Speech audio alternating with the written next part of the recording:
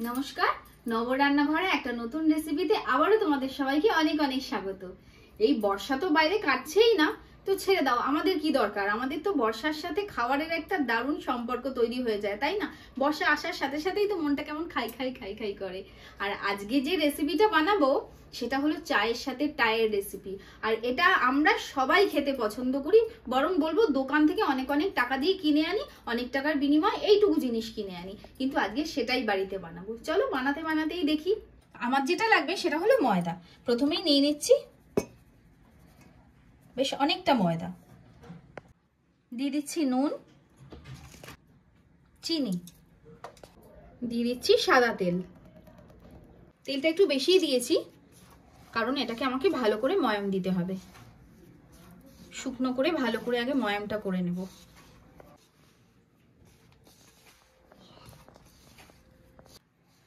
দেখো আমার ভালো করে ময়াম দেওয়া কিন্তু হয়ে গেছে। এই যে মুঠো পাকাচ্ছি, জানো তোমরা, মুঠো ভেঙে যাচ্ছে না, ময়াম হয়ে গেছে। এবারে অল্প অল্প জল দিয়ে ময়দাটা মেখে নেব।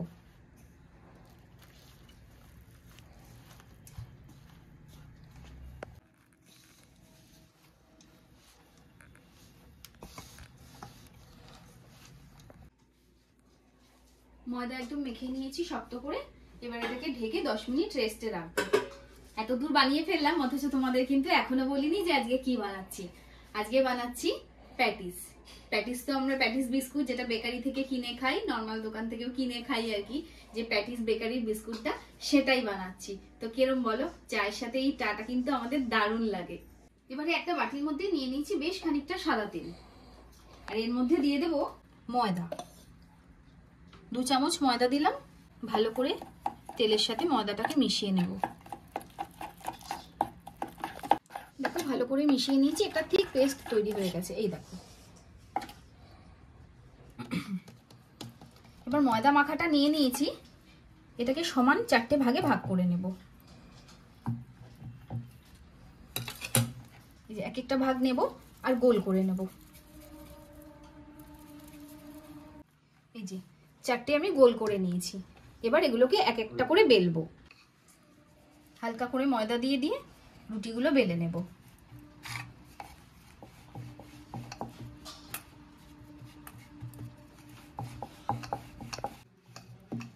দেখো একটা বড় করে গোল রুটি বেলে নিয়েছি, কিন্তু চারদিকটা সমান রেখেই বেলেছি।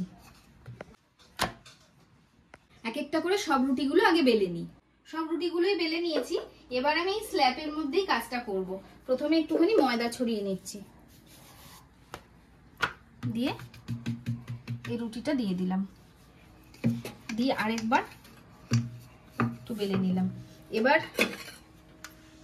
এবারে যে ময়দার ঘোলটা তৈরি করেছিলাম সেটাকে ভালো করে এর উপর ছড়িয়ে দেবো। আগে 1 চামচ দিয়ে দিয়েছি। এবার হাত দিয়ে ভালো করে কিন্তু মাখাবো, চারপাশে কোনো জায়গায় যেন ফাঁকা না থাকে। এর উপরে বেলে রাখা একটা রুটি দিয়ে দিলাম, দিয়ে ভালো করে প্রেস করে নিচ্ছি। আবারও হাতের সাহায্যেই নিলাম ময়দার ঘোলটাকে, ভালো করে চারপাশে লাগিয়ে নেব। এইভাবে আরেকটা রুটি দিয়ে দিলাম, দিয়ে আবারও ভালো করে হাত দিয়ে প্রেস করে দিলাম। দিয়ে সেম ব্যাপারটাই যতগুলো রুটি বেলে থাকবে সবগুলোর সাথেই কিন্তু রিপিট হবে। সবগুলো রুটি কিন্তু আমার এইভাবে দেওয়া হয়ে গেছে।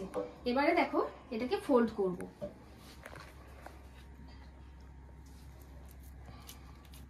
ভালো করে প্রেস করে দিলাম।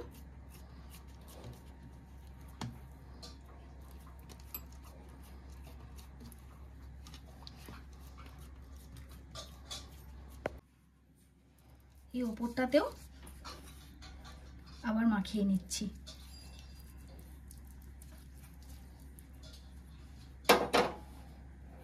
এবারে এইভাবে একবার প্রেস করলাম,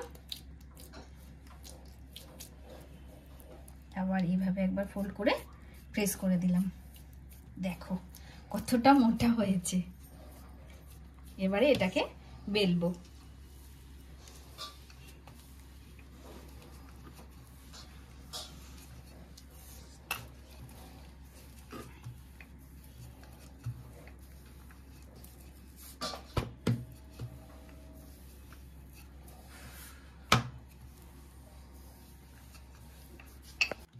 দেখো চৌকো করে বেলে নিয়েছি, আর কতটা মোটা আছে সেটা তোমাদের দেখাচ্ছি। দেখো এই যে 1 আঙুল সমান এরকম এতটা মোটা রয়েছে।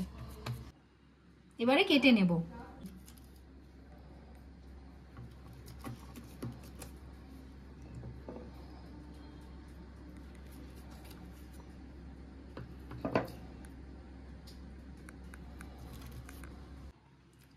দেখো সব সমানভাবে কেটে নিয়েছি। এবার এখান থেকে এক একটা তুলে তোমাদের দেখাচ্ছি এবার কি করব। একটা তুলে নিয়েছি, এই স্কোয়ারটাকে নিয়ে এরকম একটু সাইডগুলো প্রেস করে দেবো, তারপরে পুরোটাকেই এরকম ভাবে ত্রিভুজের আকার দিয়ে দেবো। তো চলো এবার চটপট আরেকটা করে নিই। এই যে নিলাম, খুবই ইজি, প্রেস করে দিলাম। তো চলো এবার সবগুলোই করে নিই। তেল বসিয়ে দিয়েছি, তেল একদম হালকা গরম থাকতে থাকতে কিন্তু এগুলোকে তেলের মধ্যে ছেড়ে দিতে হবে। ছাড়ার আগে আমি হালকা ভাবে আবারও হাতের মাঝখানে হাতের তালুতে নিয়ে এরকম ভাবে প্রেস করে নিচ্ছি। এবার ছেড়ে দেব। একদম হালকা তেলেই কিন্তু ছাড়তে হবে।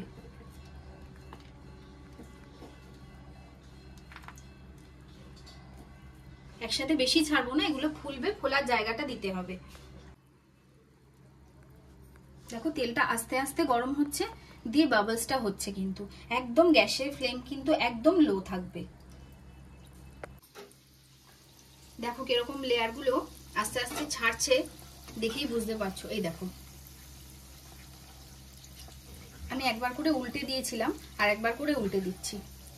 আর আমার গ্যাসের ফ্লেম কিন্তু একদম লো করা, তাহলেই কিন্তু ভেতর অবধি পুরো ভাজাটা হবে। যদি গ্যাসের ফ্লেমটা বাড়িয়ে দিই, বাইরেটা লাল হয়ে যাবে, ভেতরটা কাঁচা থেকে যাবে, নরমই থেকে যাবে। ওই জন্য একদম লো ফ্লেমে পুরো ভাজতে হবে কালার আসা পর্যন্ত। আমি কিন্তু মাঝে মাঝে এটাকে উল্টে পাল্টে দিয়েছি, আর দেখো তোমরা প্যাটিস গুলো কি সুন্দর রং ধরে এসছে। আমি কিন্তু গ্যাসের আঁচ এখনো বাড়াইনি, এইভাবেই বারবার করে উল্টে পাল্টে এটাকে ভাজছি, যাতে মানে সমানভাবে সব দিকই ভাজা হয়। আমার প্যাটিস ভাজা কিন্তু একদম কমপ্লিট। এবারে আমি এগুলোকে নামিয়ে নেব। জাস্ট কালারটা দেখো, তাহলেই বুঝতে পারবে হয়ে গেছে, আর খুন্তি ধরলেই বুঝতে পারবে এগুলো। এই দেখো আওয়াজটা পাচ্ছ, একদম মুচমুচে হয়ে গেছে। এবারে কিন্তু আমি গ্যাসের ফ্লেমটা বাড়ালাম, কারণ তুলবো এবার। এই গ্যাসের ফ্লেমটা বাড়ানোতে যে তেলটা টেনেছে, ওই এক্সেস অয়েলটা কিন্তু ছেড়ে দেবে। দিয়ে এভাবে একটা একটা করে সব তুলে নেবো আগে।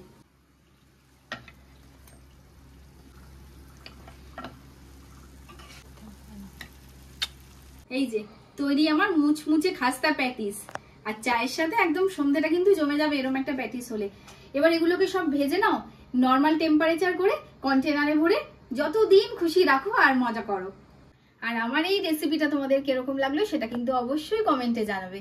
ভালো লাগলে একটা লাইক শেয়ার কমেন্ট করে দিও, আর যারা তোমরা নতুন দেখছো চ্যানেলটাকে অবশ্যই সাবস্ক্রাইব করে দিও এরকম ভালো ভালো রেসিপির জন্য। তো চলো আজকের মতো টাটা, সবাই ভালো থেকো, সুস্থ থেকো, সাবধানে থেকো। দেখা হচ্ছে অন্য আরেকদিন একটা অন্য রেসিপির সাথে।